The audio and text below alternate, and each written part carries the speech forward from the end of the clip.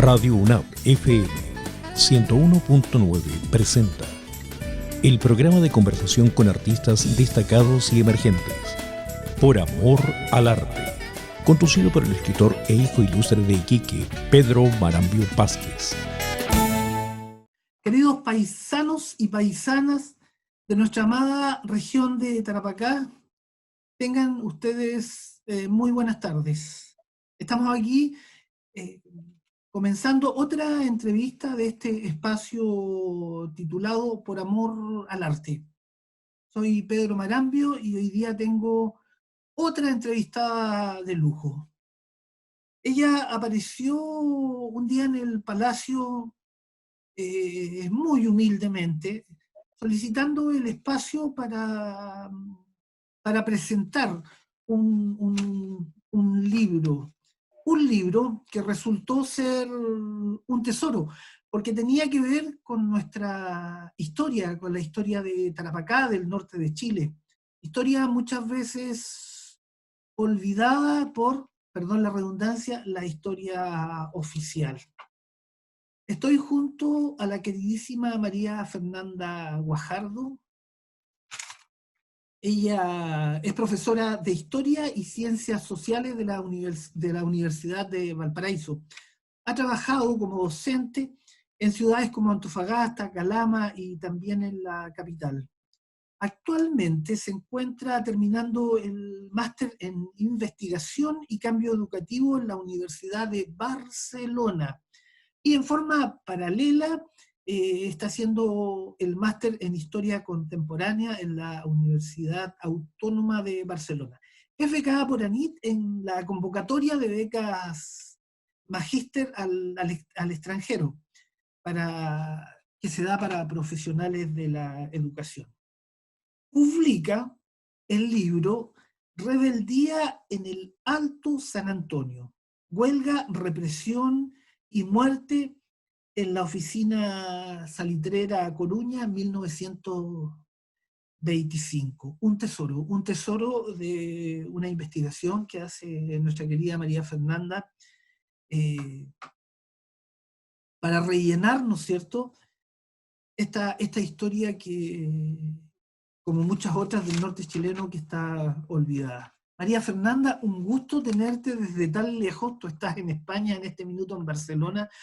Un gusto tenerla aquí en este programa para que todos los tarapaqueños y toda la gente que quiera a través del mundo pueda ver esta entrevista. Muchas gracias por su bonita introducción sobre mi trabajo. María, vamos a conversar sobre varios temas.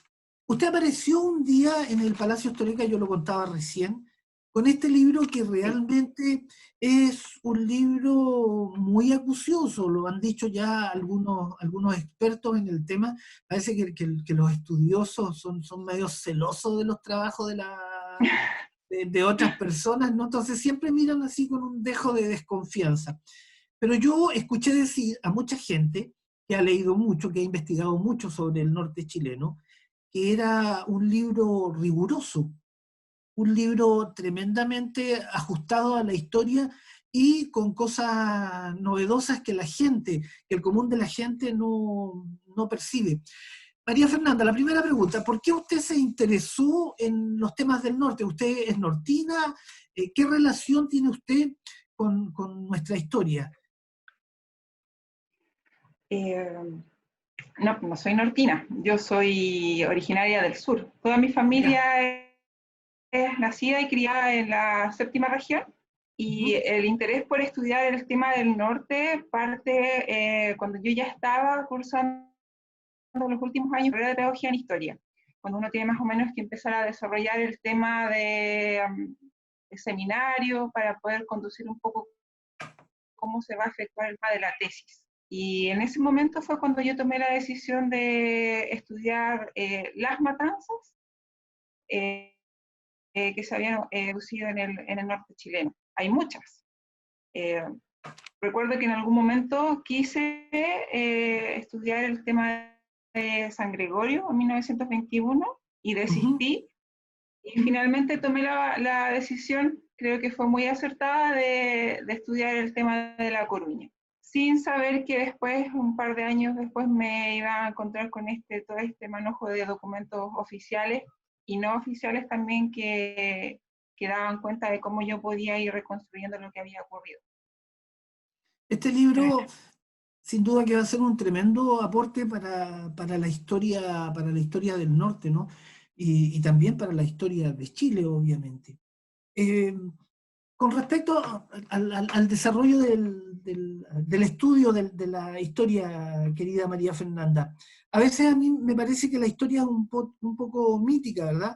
Que responde a ciertos intereses políticos, sociales, culturales. Entonces, a veces se magnifican ciertos hechos de la historia y hay otros que quedan olvidados, como por ejemplo la masacre de la Santa María, de La Coruña. ¿A qué cree usted que se debe este sesgo que hay en nuestra historia? Bueno, yo creo que la historia oficial en Chile no ha sabido dar respuesta a a esta especie de historia oculta, justamente por responder a estos cánones ideológicos, en donde se trata de ocultar los fenómenos sociales, justamente para poder articular una historia oficial, ¿no es cierto?, en base a solamente éxitos militares, en donde supuestamente los movimientos populares están conformes con la situación social del país, etcétera. Entonces tiene que ver justamente con el hecho de que se oculta, ¿no es cierto?, la historia social en función de una historia, por así decirlo, encuadrada en lo que podría ser un discurso oficial. No sé si Sí, me sí, expliqué sí, muy sí, bien, pero absolutamente. Y con respecto a esto mismo, fíjese, ¿qué le parece a usted la eliminación del ramo de historia en los programas educativos de nuestro país? ¿A qué se debe esto? O sea, ¿hay más oscuridad sobre la historia? a mí me parece que eso francamente es un tremendo retroceso. Y no tiene tan solamente que ver con el área específicamente la disciplina de la historia. Tengo entendido que el arte ha caído un poco en este tema de la disminución de las horas de clases, educación física, si mal no lo recuerdo. Sí, Entonces nos claro, damos cuenta sí, ahí que sí. sí, por parte del Estado no hay un interés de rescatar eh, el patrimonio cultural expresado en el estudio de la historia y también en la historia del arte. O sea, las habilidades, las competencias que se desarrollan en la escuela no tan solamente tienen que ver con las asignaturas base, que pueden ser piano o lo que hoy en día es lenguaje, matemáticas, inglés, ¿no es cierto?, biología, en el caso de los ramos que son ya en enseñanza media.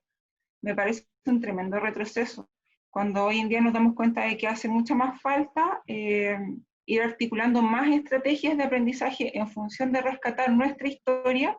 Nos damos cuenta de que por parte de gobiernos conservadores o liberales se ponen en práctica políticas que van en perjuicio de la juventud.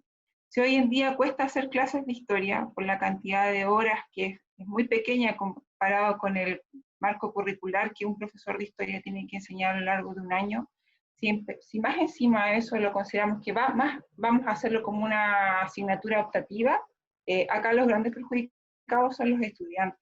Bueno, y también, por cierto, los profesores que ven disminuida su carga horaria y efectivamente eso afecta el ingreso económico de cada profesor.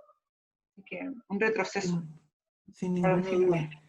El chileno se interesa por la historia, sacando un poco de lado el tema educacional. Las personas, la comunidad en general, ¿se interesa por la historia? A mí me parece que sí. Yo tengo la impresión que sí. O sea, por ejemplo, si vemos el comportamiento de los usuarios en Internet, siempre están revisando eh, artículos que están relacionados con historia, siempre a través de Facebook hay comentarios o hay enlaces a algún episodio histórico. ya vemos, por ejemplo, las mismas novelas de carácter histórico. Yo pienso que sí. Y de hecho, la gran cantidad de profesores de historia que hay en Chile también confirma el hecho de que al chileno sí le interesa la historia. Sí Pero me interesa la quizás el historia. enfoque, sí, el enfoque a lo mejor no es lo que tradicionalmente se conoce. Al chileno le interesa un poco el tema de la historia social, no tanto esa historia cronológica, dígame fecha, hora, en qué momento se produjo tal batalla, sino que le interesa más el tema de los procesos, cómo se va configurando la sociedad chilena, etcétera. Pero sí, yo tengo la impresión que al chileno sí, le gusta mucho la historia. Como usted bien decía, el tinte educativo expresa principalmente lo que han sido nuestras guerras, nuestras batallas, ¿no? Es que es como que ahí donde escarba mayormente y particularmente la historia. Y con respecto a esto mismo, la historia del norte en particular, nuestra idiosincrasia, es mucho más cercana a Perú y a Bolivia, ¿no?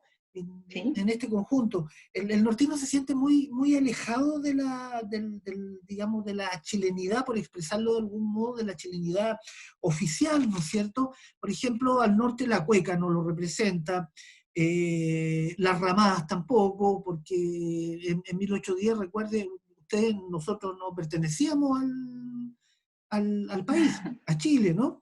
Eh, ¿Por qué se olvida toda esta cultura? ¿Por qué no somos un país pluricultural?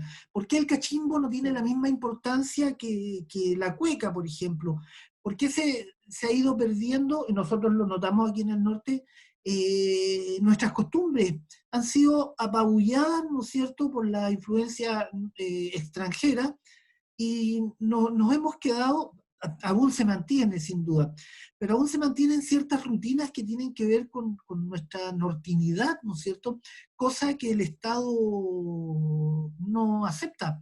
Somos una región distinta, como deben ser todas las regiones del país, ¿no es cierto? Pero ¿por qué cree usted que no se incorpora nuestra nortinidad a los procesos oficiales, ¿no es cierto?, de chilenización?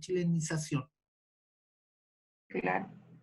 Bueno, un comentario en base a mi experiencia. Yo viví 4 años en el norte Ajá. y yo siento que el nortino está muy empoderado de su cultura local, bailes del norte, las fiestas, etcétera. Entonces, bueno, ahí nos damos cuenta que en el fondo vemos cómo el Estado, un Estado unitario, centralista, ¿no es cierto?, trata de imponer una cultura uniforme y no toma en cuenta las diferencias que hay, no tan solo en el norte, sino que desde Arica a Punta Arenas. Yo estoy completamente segura de que las personas que viven en el extremo sur de Chile no se sienten para nada identificadas con la cultura que que se les impone desde el centro sur o del centro de nuestro país.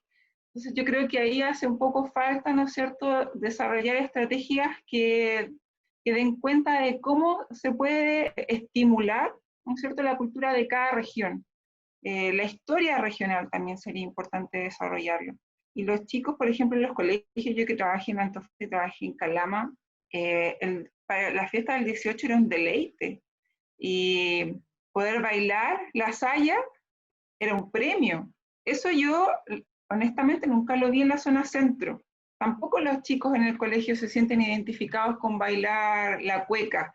En cambio, en el norte sí está ese empoderamiento cultural y les encanta. Entonces yo creo que eso, ahí hay a lo mejor nos damos cuenta de que a lo mejor no se está probando que los jóvenes en el norte se sienten tan identificados con su cultura y la quieren conservar y preservar a través de, ¿no es cierto?, de cofradías, estas asociaciones de baile, que no tan solamente salen a la calle para las fiestas religiosas, sino que están permanentemente en contacto con la vida, y eso yo lo encuentro pero maravilloso. Me encantaba eso del norte. ¿Y cómo podemos hacer que esto cambie, que esto cambie, digamos, de acuerdo a la mirada centralista que se tiene? ¿Cómo podemos influir en los colegios para que la historia de la ciudad o del norte chileno, que es tan rica, aquí usted debe saberlo mejor que yo, aquí en el norte han pasado grandes hechos históricos?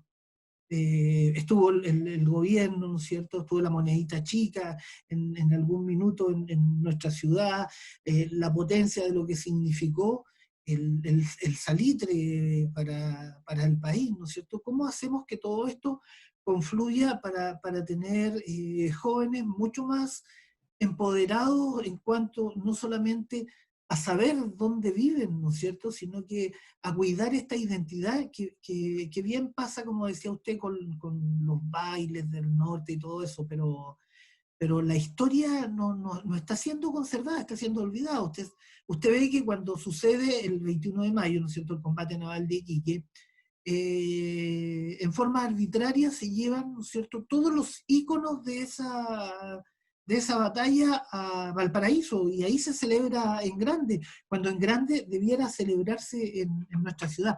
¿Cómo lo hacemos para darle al joven chileno, sobre todo, una mirada distinta, para que él sepa que somos un país pluricultural, ¿verdad?, que tenemos diversas culturas por ser un país tan largo?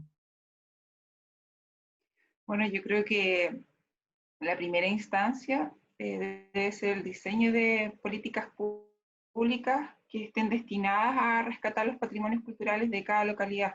Y eso inevitablemente yo creo que pasa por un tema legislativo. Sin Las ninguna duda. autoridades son las competentes en este sentido de desarrollar las políticas que tengan que ver con el rescate patrimonial de cada región y a lo largo de Chile en realidad.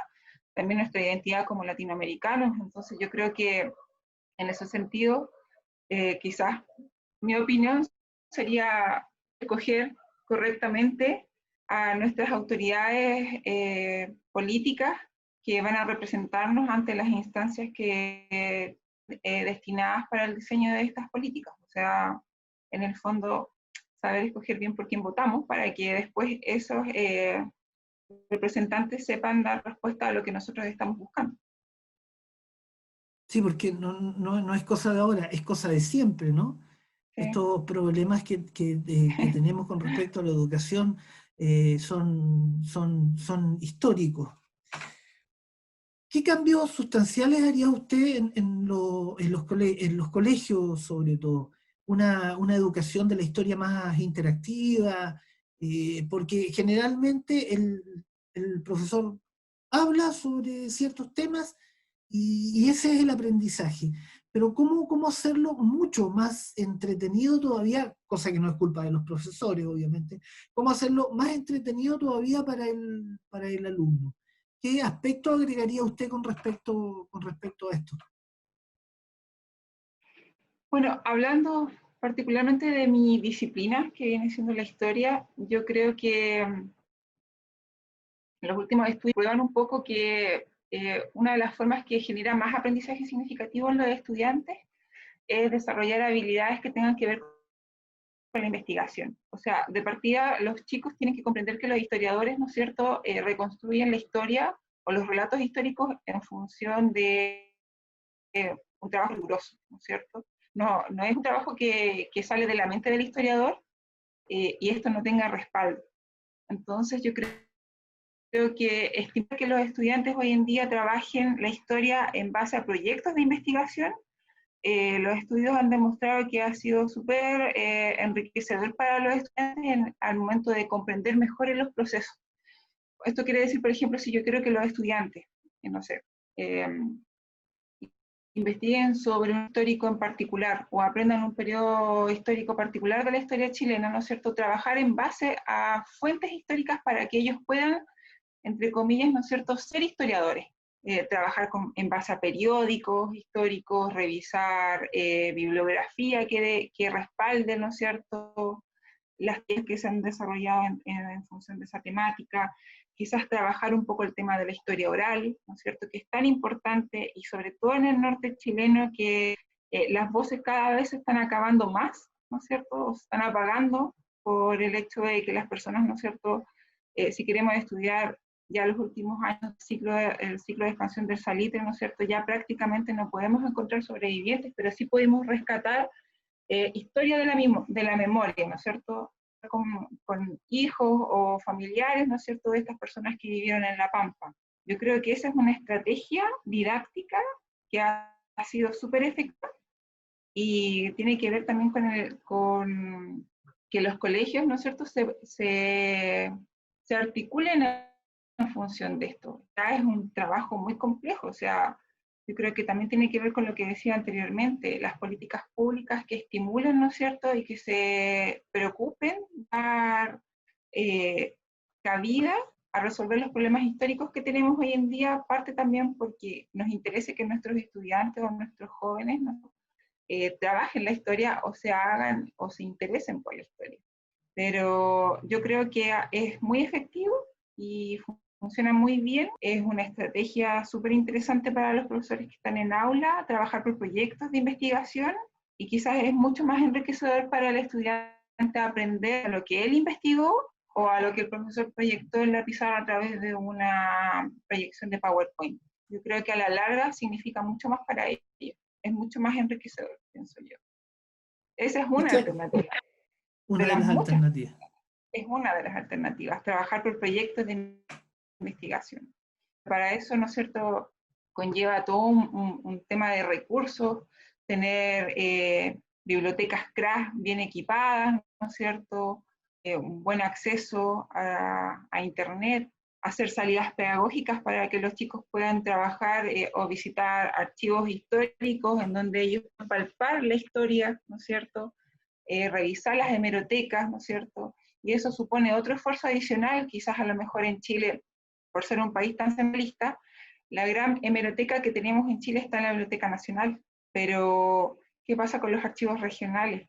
Tienen la capacidad de haber digitalizado todos los periódicos históricos que corresponden a la región, y para que eso sea consultado por la población en general, supone esfuerzo adicional y un interés por parte del Estado, ¿no es cierto?, de que los estudiantes tengan un acceso riguroso a estas fuentes. Entonces, es todo un esfuerzo comprometido, no es solamente el interés particular del profesor de desarrollar una metodología innovadora, se necesita un esfuerzo general, yo creo, comunidad educativa en conjunto. Ajá. Hablemos de su libro sorprendente sobre La Gracias. Coruña, ¿no? Sí, sí, de verdad se lo digo. Este libro incluso yo siento que debiera estar dentro de los programas de la educación. No aspiro a que sea a nivel nacional, pero por lo menos de la educación tarapaqueña, ¿verdad? O de la educación del norte, digámoslo, hasta Antofagasta. Eh, Usted me decía algo que me hizo ruido delante, que se había inclinado, ¿no es cierto?, por este aspecto de la historia sangrienta de nuestro país, de las masacres. ¿Está muy vinculada a la sangre nuestra historia o la historia general de todos los países? Pero analicemos en particular la historia de Chile. ¿Está muy vinculada a hechos sangrientos? ¿A hechos que tengan que ver con la clase obrera? Yo creo que ahí está justamente el concepto. Yo creo que la historia del movimiento obrero en Chile lamentablemente ha sido relatada en base a sangre. Solamente por mencionar un breve y acotado periodo de tiempo, podríamos decir que nuestro querido León de Tarapacá protagonizó varias matanzas, ¿no es cierto? Tenemos claro que fue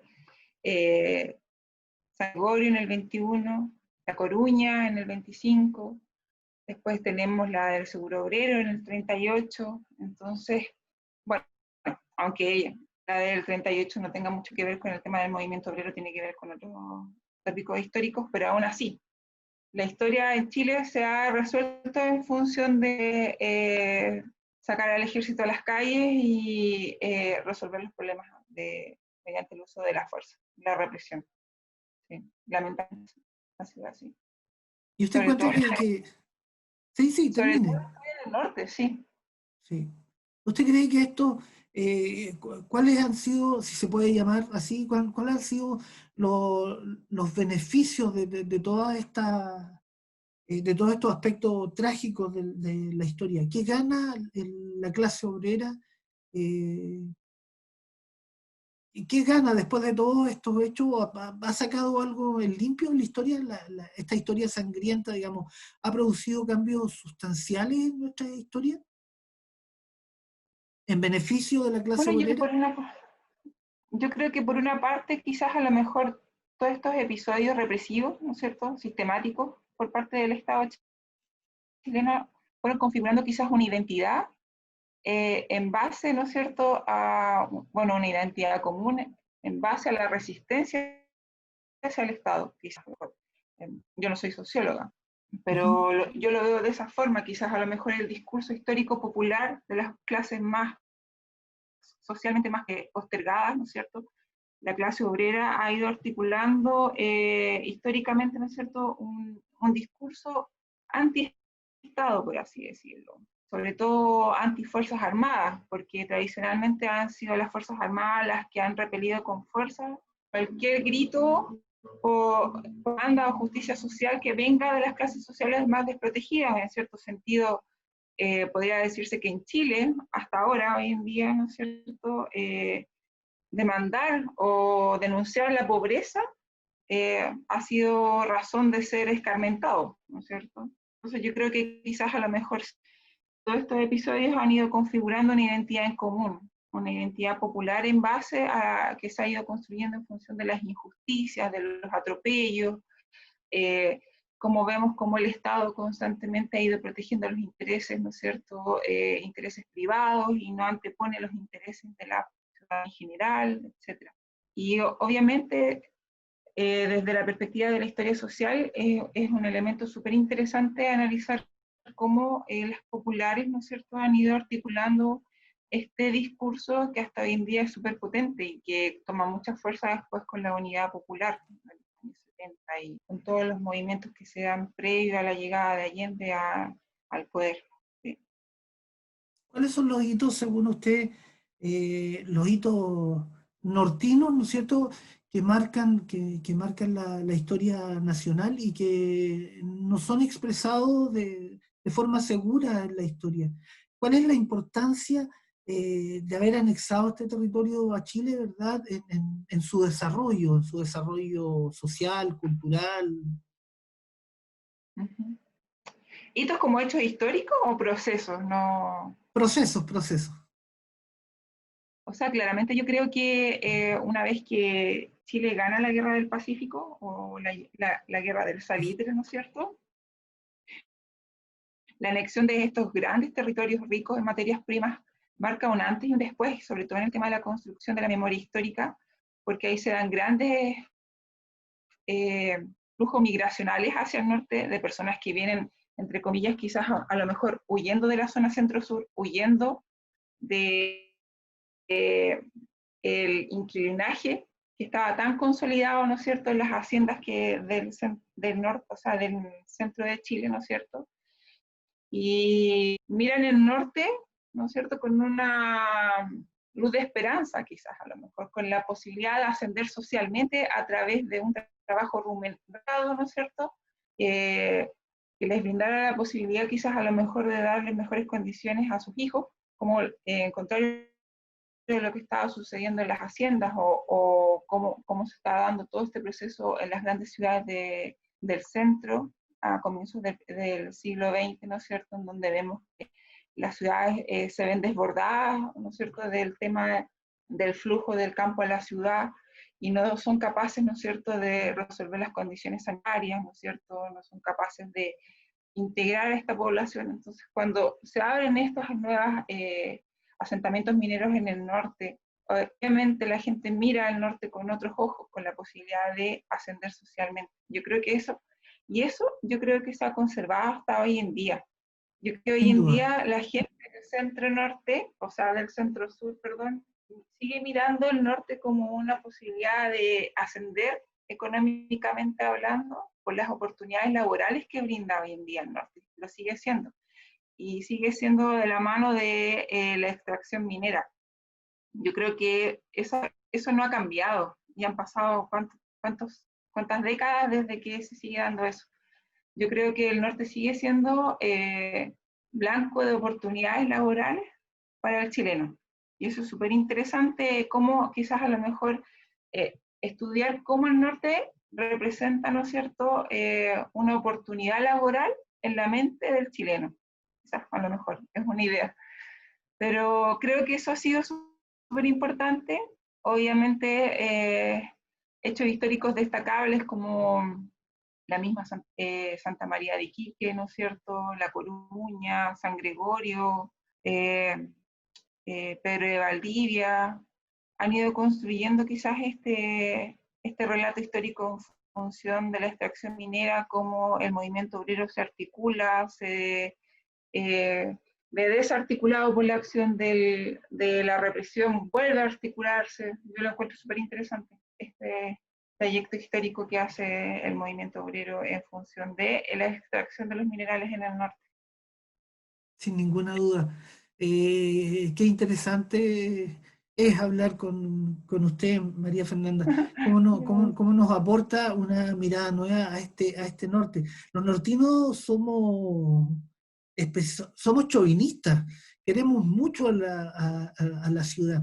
Yo me percaté en algún minuto que era poco lo que sabíamos cuando estudiaba.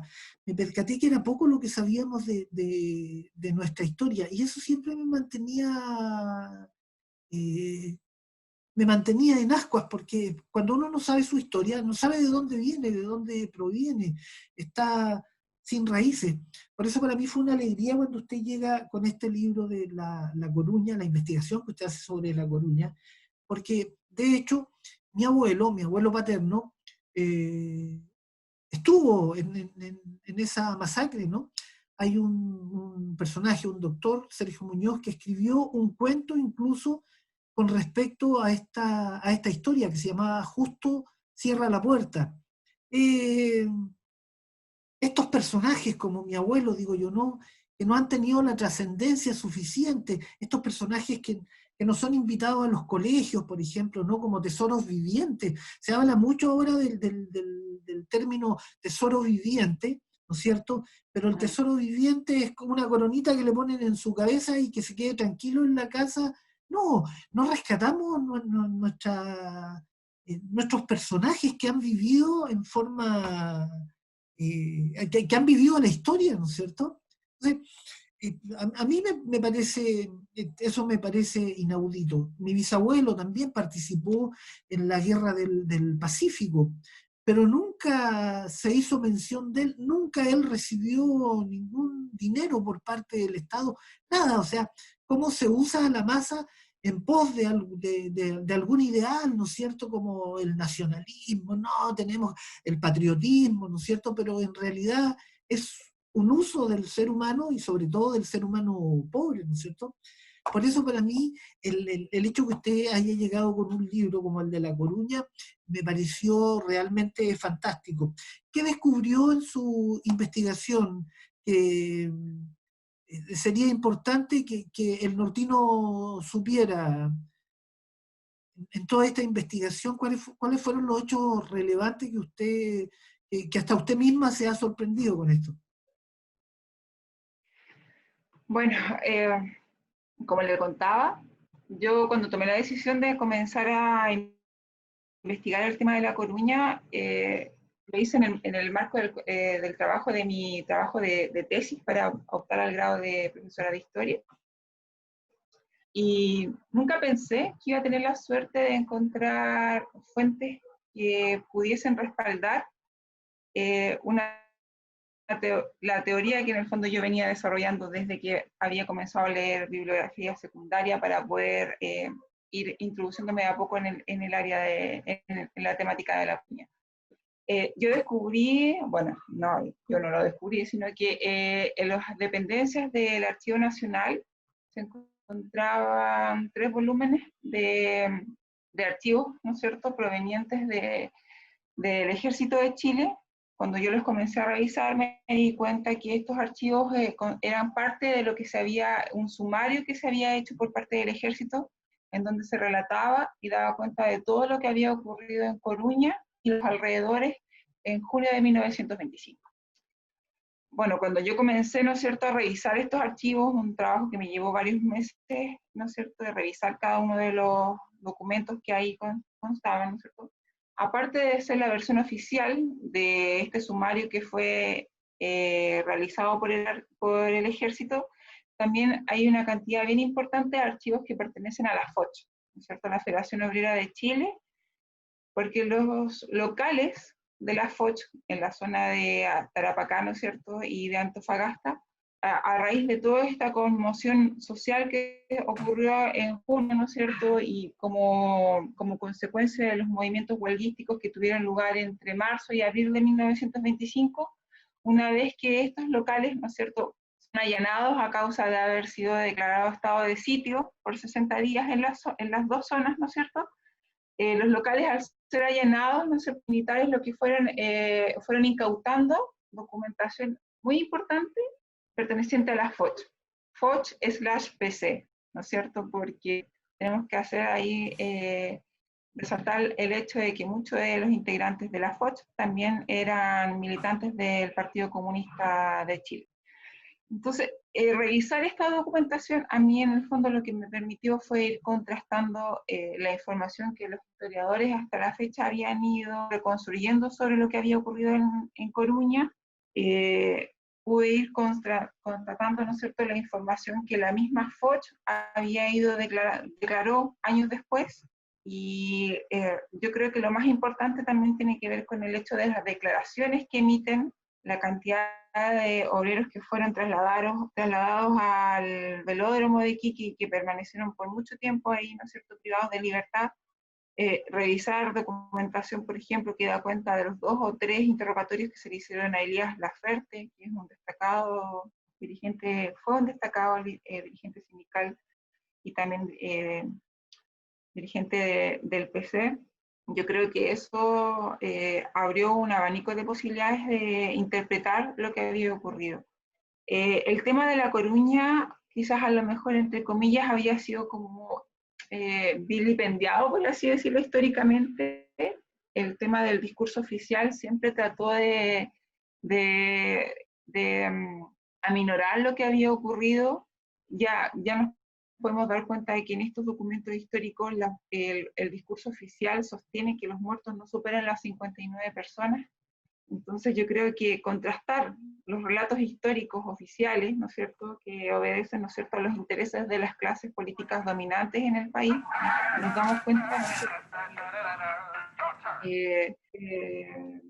me desconcentré, sentí un ruido, perdón. Sí. Sí. Bueno, como iba diciendo, ¿en qué parte me quedé? Con el tema de la clase dominante. Sí. Claro, el tema de los documentos, sí. Yo creo que eso fue súper importante, darme cuenta de que en función de toda la documentación que hallé, por suerte, ¿no es cierto?, porque fue una suerte histórica, ¿no es cierto?, que me hubiesen orientado en dónde podría consultar, podíamos contrastar lo que la historia oficial chilena hasta hoy en día ha tenido sobre La Coruña. Y yo creo que siquiera la historia oficial ni siquiera ha reconocido La Coruña, o sea, en los documentos, en los textos escolares, La Coruña no figura. Yo creo que el único episodio represivo de gran escala que Chile, como la historia chilena ha reconocido, ha sido Santa María de Iquique, y yo creo que es porque es imposible negarla, porque se dio en una ciudad. Pero La Coruña ocurrió La Pampa, en el corazón de La Pampa, en donde la soledad, ¿no es cierto?, permitía que cualquier crimen de lesa humanidad fuese borrado de la faz de la historia y realmente permaneciera el relato popular, y el relato popular por parte de la historia oficial es muy fácil de tergiversar. Entonces yo creo que esa es la importancia de esta documentación, que haya salido a la luz el hecho de poder contrarrestar lo que hasta hoy en día se ha sostenido sobre el episodio. Me anduve desconcentrando un poco. No, está bien, está absolutamente bien. Usted dice que reconocían 50, que el Estado reconocía 50 muertos. ¿Cuántos fueron en realidad? Yo creo que eso nadie lo sabe. Y bueno, una de las recomendaciones que yo hago en el libro es, quizás a lo mejor en un futuro, hacer un trabajo de campo multidisciplinar recurrir quizás a lo mejor lo que dicen muchas veces estas voces populares, acudir a estos piques de agua que están secos, ¿no es cierto? Y que donde supuestamente se arrojaron miles de cuerpos de trabajadores que fueron acribillados, ¿no es cierto? También se reconoce que hay una tumba afuera del cementerio del Alto San Antonio, en donde también se supone que se abrió una especie de fosa común en donde fueron arrojados los cuerpos de los trabajadores que fueron asesinados. Yo tuve la oportunidad de estar en esa tumba y me llamó mucho la atención un hecho de que esta tumba no está al interior del cementerio, está hacia afuera. Y yo creo que el castigo va mucho más allá. ¿Cómo se concibe este alzamiento obrero? El hecho de que no hubiesen sido enterrados en un campo santo da cuenta de cómo las autoridades conciben el alzamiento de estos trabajadores para el hecho de que ni siquiera merezcan ser enterrados al interior de un cementerio. O sea, a mí me parece un mensaje muy potente, una especie como si fuesen paganos, no sé si se me entiende la idea, a mí me llamó mucho la atención. Sí, claro, sí. Ver que esta supuesta tumba, esta supuesta fosa común, está afuera de las murallas del cementerio y dando un mensaje claro, ¿no es cierto?, a los sobrevivientes de que las personas que fueron asesinadas ni siquiera tienen derecho a ser enterradas en un lugar sagrado. Me pareció muy potente, de verdad. Un hecho bien doloroso. Dígame si estoy entendiendo mal, los libros entonces de investigación, los libros de investigación llegan a hipótesis, pero no puede haber una sentencia clara de lo que sucedió, ¿no? O sea, esto se puede seguir investigando, porque no está todo dicho sobre todo lo que Claro, usted o sea, estudió, ¿no yo es cierto?, creo sobre La que, Coruña. No se cierran yo creo, no, para los nada. procesos históricos, ¿no? Yo creo que mi libro, además yo siendo muy modesta y muy honesta, lo hice en el marco de la construcción de mi tesis para obtener mi grado de profesora. Uh-huh. Yo creo que haber reunido esta información, haber hecho la transcripción de muchas entrevistas, ¿no es cierto?, de ofrecer a la comunidad científica y el público en general, ¿no es cierto?, esta información, da para que ahora los historiadores chilenos puedan trabajar en base a ella y ir reconstruyendo y también quizás a lo mejor aportar nuevas ideas, ¿no es cierto? Hay un montón de información que yo no pude encontrar, no pude saber qué fue lo que pasó, por ejemplo, con las personas que fueron declaradas culpables, los trabajadores o los obreros que se les acusó de ser por así decirlo, las personas que incentivaron a la huelga y posteriormente a las personas que incentivaron a la toma de La Coruña y las otras oficinas que estaban en las cercanías. Por lo tanto, yo creo que esto es una primera instancia. Yo creo que puede quizás a lo mejor ser el camino para futuras investigaciones, para las personas que trabajan ya en la disciplina, quizás a lo mejor hacer un estudio mucho más acucioso, a lo mejor hay muchos elementos de los que yo no me ocupo, estudio. A mí me interesaba un poco relatar lo que había ocurrido en base a estos documentos, ¿no es cierto? Ir a lo mejor haciendo una mezcla entre el discurso oficial, contrastarlo, ver cómo a veces, muchas veces, entre carabineros y el ejército no están de acuerdo para mentir, ir haciendo una mezcla quizás a lo mejor con lo que dice las fuentes secundarias yo encontré hasta la fecha, ¿no es cierto? Pero yo creo que ahora es trabajo de los historiadores a lo mejor más avesados de tomar las fuentes y hacer un trabajo que se ocupe, por ejemplo, de razones más estructurales, ¿no es cierto? ¿Qué pasa con el Estado chileno en la época? O sea, hacer un estudio mucho más macro. No tan solamente ocuparse de lo que ocurrió en el hecho mismo, sino que quizás a lo mejor hacer un estudio más que abarque muchas más aristas a lo mejor. ¿Qué desencadenó este movimiento? ¿Tiene este movimiento que ver con los hechos de otras masacres, de otras tragedias en la Pampa? ¿Cuál fue el detonante que dio paso a esta masacre? O sea, yo creo que el clima social que podemos ver ¿no es cierto?, a través de los periódicos, cuando uno revisa las fuentes primarias de la época, ¿no es cierto?, dan cuenta de que el clima social en el norte siempre fue agitado, y eso tiene que ver por el tema de la cuestión social, las condiciones en las cuales los trabajadores y las trabajadoras vivían, ¿no es cierto?, muchas veces han sido calificadas como inhumanas. Por lo tanto, mientras las personas vivan en malas condiciones, ¿no es cierto?, siempre va a haber agitación social. Ahora, específicamente hablando sobre el episodio de La Coruña y sus alrededores, porque yo creo que en el texto es una de las cosas que se deja claro que el alzamiento obrero no tan solamente se ocupó en Coruña, sino que en otras oficinas, en otros cantones, ¿no es cierto?, se extendió casi por toda La Pampa.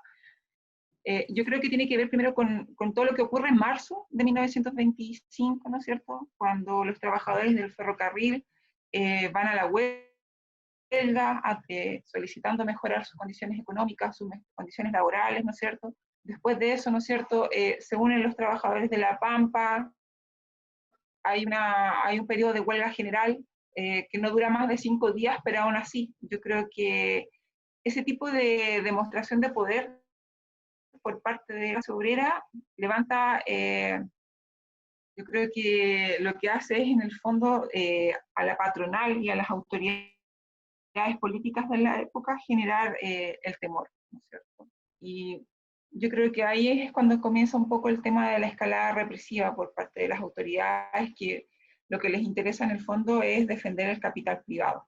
Ahí nos damos cuenta, yo logro comprobar en el libro, en base a estas fuentes que encontré, de que las autoridades estaban decididas mucho antes de que ocurriera lo de Coruña, subir a La Pampa y tomar detenidos a los principales cabecillas. Obviamente eran dirigentes sindicales que pertenecían generalmente al PC. Y eso es súper significativo, darnos cuenta de que las autoridades iban a faltar a su palabra de respetar la promulgación de leyes de sindicatos industriales, ¿no es cierto?, toda la legislación social y laboral que se había promulgado en 1924 a raíz de este ruido de sables que fue ejercido por el ejército, por algunos miembros del ejército. Entonces nos damos cuenta de que ahí va una escalada represiva que va tomando fuerza en función de lo que había comenzado a articularse en marzo del 25, cuando los obreros comienzan a organizarse por sus demandas sociales, ¿no es cierto?, por sus demandas por mejorar sus condiciones laborales. Yo creo que todavía no estamos viendo demandas o tópicos que tengan que ver más que nada con cosas doctrinarias. O sea, si bien en la prensa obrera sí hay mucho mensaje político, lo que vemos en el fondo en los petitorios de los trabajadores es que se les pague más, que se les respete el descanso dominical, en el fondo es que se les respete la promulgación de la legislación laboral.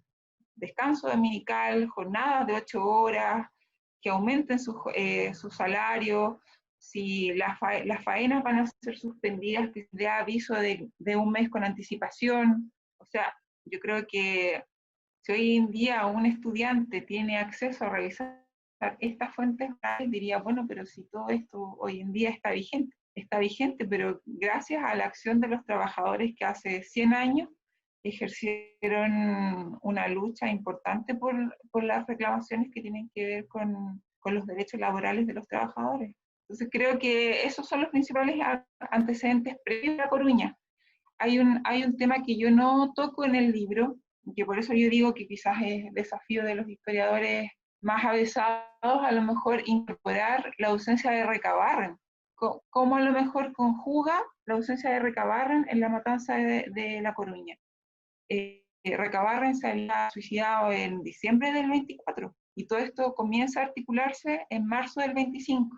Entonces tendríamos que ver también que la Foch, entre comillas, había perdido a su máximo líder y quizás a lo mejor no supo conjugar a tiempo la ausencia de Recabarren con los líderes que supieran dar respuesta a las necesidades que tenían los miembros de la Foch. Yo pienso, ¿sí? También sería interesante a lo mejor incorporarlo en una futura investigación. María Fernanda, ha sido pero interesantísimo conversar con usted. Yo creo que nos quedamos debiendo, la vez que usted visitó Iquique, ir a colegios. No sé si usted fue a colegio, algún colegio, a dar alguna charla con respecto a este tema. Sí, estuve 2 veces en Pozo Almonte. Las dos Pero de Pozo En Iquique Almonte. no. En Iquique mismo no estuve. No, claro. Hice, Entonces, hice dos visitas muy interesantes y bonitas en la escuela de Pozo Almonte, Estrellita del Sur creo que se llama, perdónenme si no es así su nombre, ajá, y la academia. Y luego regresé un par de meses después a hacer una especie de charla con los chicos, porque se les dejó el libro y ellos tenían que leerlo, y en mi segunda visita estuvimos haciendo un conversatorio súper interesante con chicos y chicos bien pequeños. A mí me llamó mucho la atención una niña que no recuerdo su nombre, en la escuelita de Pozo Almonte, que creo que estaba en cuarto o quinto básico, y había leído el libro completo. Y a mí me hizo preguntas, pero que me dejaron fascinada. Y de verdad, una estudiante de lujo, una chica de lujo, de verdad. No recuerdo su nombre, ojalá pudiese mencionarla en la radio ahora para que se sintiera orgullosa. Pero de verdad fue una experiencia súper linda trabajar con los niños allá. ya estamos a punto de cerrar este contacto. María Fernanda, ¿en qué está usted ahora? ¿Está escribiendo algo? ¿Está haciendo alguna investigación con respecto a algún tema de nuestra historia? Sí, o sea, yo ahora estoy terminando los 2 másteres que estoy cursando. Yo soy becada por ANIT y estoy haciendo un máster en educación. Tengo que hacer un trabajo final de máster, lo que en Chile se conocería como una tesis, ¿no es cierto?, Ujú. para obtener el grado de magíster. En educación estoy haciendo un trabajo que tiene que ver con la inclusión de los jóvenes que egresan del sistema educacional chileno municipal y que son diagnosticados con síndrome de Asperger. Este trabajo es súper interesante porque se ocupa de un colectivo que es súper vulnerable y, y los pocos estudios que hay en Chile que trabajan el tema de la inclusión educativa con los colectivos, con el colectivo Asperger, siempre son abordados cuando los estudiantes todavía están escolarizados, pero no hay estudios que hagan un recorrido o estudien a las personas cuando ya han egresado del sistema escolar y ver cómo ha sido este proceso de inclusión social y laboral. Entonces ha sido un trabajo súper interesante. Eh, y en el máster de historia estoy trabajando justamente un tema que tiene que ver mucho con Iquique, que es como la influencia de Belén de Zárraga fue configurando, ¿no es cierto?, un pensamiento político en las mujeres de la zona.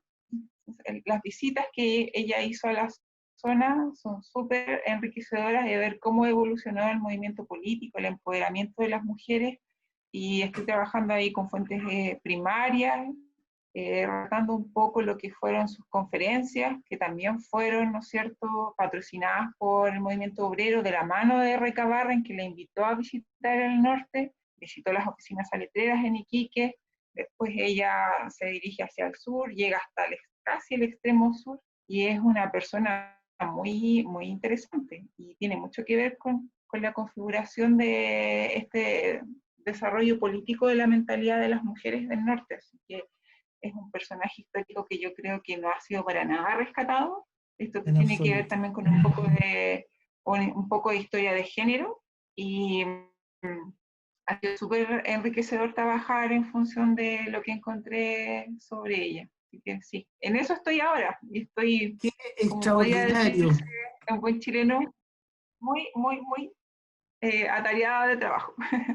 Esta visita que tuvo en jaque a las autoridades de ese tiempo, ¿no? No querían a Belén de Zárraga aquí en la ciudad, si mal no recuerdo. No, Si mal no recuerdo, se hicieron varias protestas en base a que no querían tenerla aquí en la ciudad. Me parece que sobre, sobre todo la iglesia. sobre No sé todo si usted- la prensa católica. Yo he estado revisando algunas fuentes que en realidad hasta fea la tratan, o sea, Sí, sí.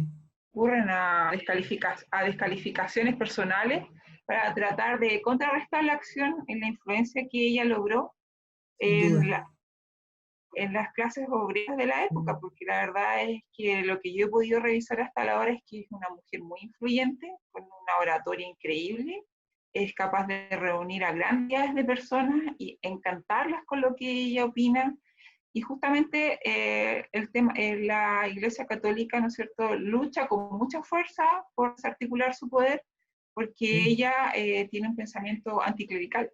sí. Considera que la dominación de la mujer, ya sea masculina, parte por la dominación de la iglesia y cómo la influencia de la iglesia en el pensamiento de la mujer la mantiene en una condición de subordinación. Así que es una persona muy, muy, muy interesante.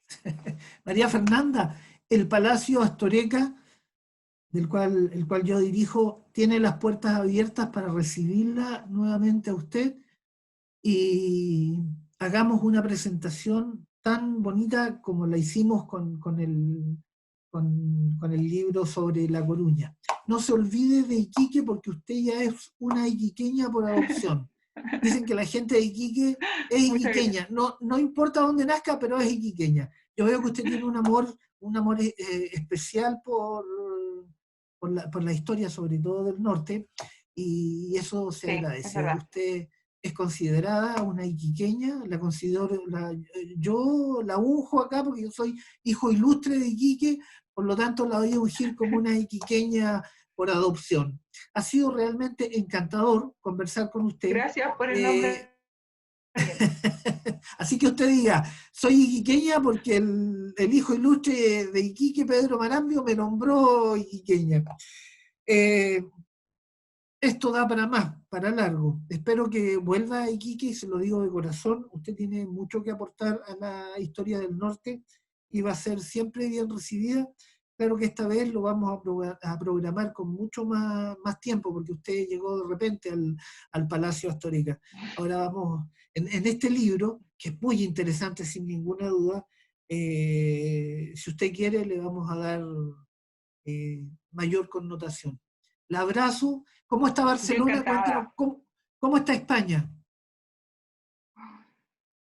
Bueno, con mucho calor, ¿Ya? pero mucho calor, sí. De hecho, yo estaba ahora con dos ventiladores, pero apagué uno porque ¡Ay, estaba molestando un poco el audio. qué tremendo! Mucho calor.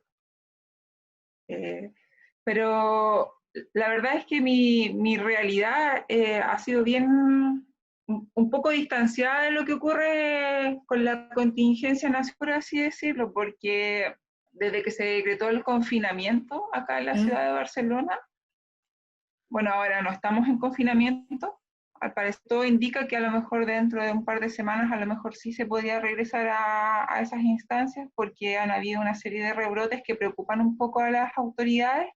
La diferencia es que ahora el sistema sanitario está mucho más preparado y las personas que se están contagiando ahora pertenecen a un grupo etario más joven. Entonces a Ujú. lo mejor ahí había un poco de irresponsabilidad por parte de las personas que no han respetado un poco el tema de las medidas de seguridad.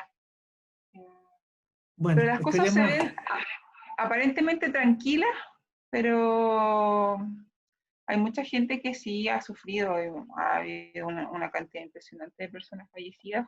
Hace poco se está reconociendo la cifra oficial, Ujú. porque las autoridades hablaban de más o menos entre 28.000 y 29.000 muertes, pero contrastando eso con las cifras que refleja el registro civil, se superan las Ay, ay, 44.000 ay, personas. qué tremendo. Lamentablemente es siempre la media de la edad siempre es Mm.